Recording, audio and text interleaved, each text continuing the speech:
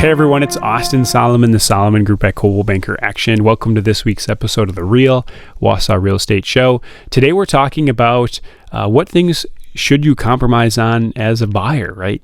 And you might think, I don't want to compromise on anything when I'm buying a house. I want the perfect house, right? But is that realistic? What kind of expectations should you have going into the real estate market when you're buying a home? So one of the things I think is a good practice is to document out a little bit about what you're looking for. I don't think you need to necessarily know like everything about the house, and I think that everyone's needs are a little bit different. So, but having a general sense of, okay, these are kind of my must-haves, these are my like-to-haves, I think that's a really important thing to kind of document out. One of the things with working with a lot of buyers that I've learned is that really a lot of buyers don't actually know exactly what they're looking for, which is totally okay. When I bought my house, the house that I live in now, I certainly didn't know the first time that I was in the house that I was going to buy it. I was intrigued by it, but it wasn't until probably 2 or 3 months later that I ended up purchasing it. So even for me, like sometimes you don't know exactly what you're looking for, and you don't know right away when you walk into a home, like, I'm going to know that it's the one. Like, I don't think that's always the case. Now, for some people, it certainly could be. They go into a house, they're like, yep, this is it. I want it. Let's buy it. And I think that's great. And I think that's awesome when you have that clarity, but that's not everyone. That's certainly not the norm. A lot of times you have to weigh the pros and cons, especially in this market. You're going to have to make some compromises, right?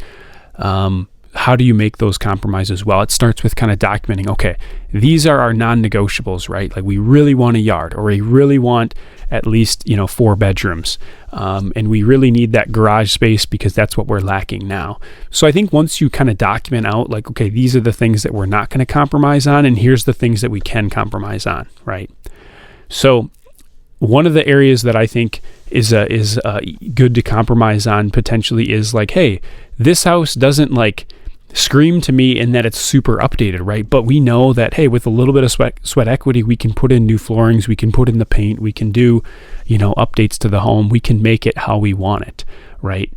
Majority of buyers, they have a hard time, and me included, right? I have a hard time seeing the potential of something.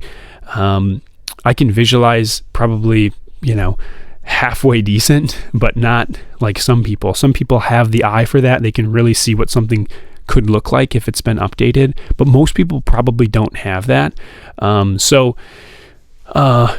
being able to like look at something and say, okay, this doesn't scream to me right now as buy me, but with a little bit of work, I could get this to how I want it, right? So to do that, you start looking at spaces and you start looking at the potential of things, right? Versus what they are or how they make you feel in the moment. So that's kind of an area that I think might be good to compromise on, would be cosmetic updates, right? The next question would be like condition. Is condition of the house something I can compromise on? Well, that's where it gets a little bit more pricey. If something hasn't been well maintained and nothing has been updated throughout the years and been maintained, well, obviously that can be pretty expensive to bring a house from deferred maintenance for 20 years back to like, hey, a pretty good condition. But if you have a house that's like in pretty good shape but needs just that cosmetic updating, that might be an area that's okay to compromise on. Another thing I think that sometimes people are a little bit closed off on, which might be good just to generally like be a little bit more open to, is like locations, right? Sometimes I think it's good to have your preferred locations and to have neighborhoods that you'd ideally want to live in. But I've seen a lot of buyers that once they kind of open up their area just a little bit, then all of a sudden they find, the right house. So again, location might be a deal breaker. It might be one of those must-haves. But I have seen that when buyers sometimes open up their range to locations just a little bit, then certain options start to appear. So I'd encourage a buyer to maybe think through that as well.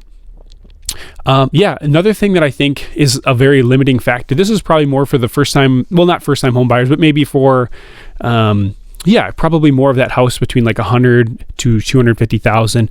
A big deal for people a lot of times is like the bathroom count. So, which is understandable. A lot of times buyers are saying, hey, I definitely want at least a bath and a half, or hey, I need 2 full baths. And I think that's good to look at, good to weigh. In this market with homes sometimes selling, between 10 to 30,000 over, sometimes I start to wonder, well, if homes are selling that much more and a bathroom maybe costs, we'll just say on the low end, $10,000 to add, right? Is a bathroom something like, if a house has everything else that you want, but it's missing that one bathroom, right? Is that something you could potentially add or work into the deal, financing wise, or something where it could maybe make it a little easier to afford that? Is that something that could be worked in, right? To keep that house as an option. So that might be another area that, hey, maybe the bathroom count, if we can add one pretty easily, that might be an area that we're willing to compromise. Again, you have to know, like, okay, where are our finances at? Can we afford to do updates? Can we afford to add a bath, etc.? So these are just kind of some things to process through beforehand, right? And I think it's really important, especially if it's, if it's just one person buying, it's good to process through. If it's 2 people buying, obviously more important to process through to make sure everyone's on the same page. So just a couple things to consider when you're buying a house. And I always like to meet up with the buyers. And that's one of my roles as an agent, is to help buyers kind of process through this so that they can, figure out what's really important to them, what things are maybe aren't as big of a concern as they're made out to be, and kind of working through that and communicating that. So hopefully this is helpful. I know there wasn't any specific areas, but hopefully this is helpful in kind of coming up with a game plan for buying a house.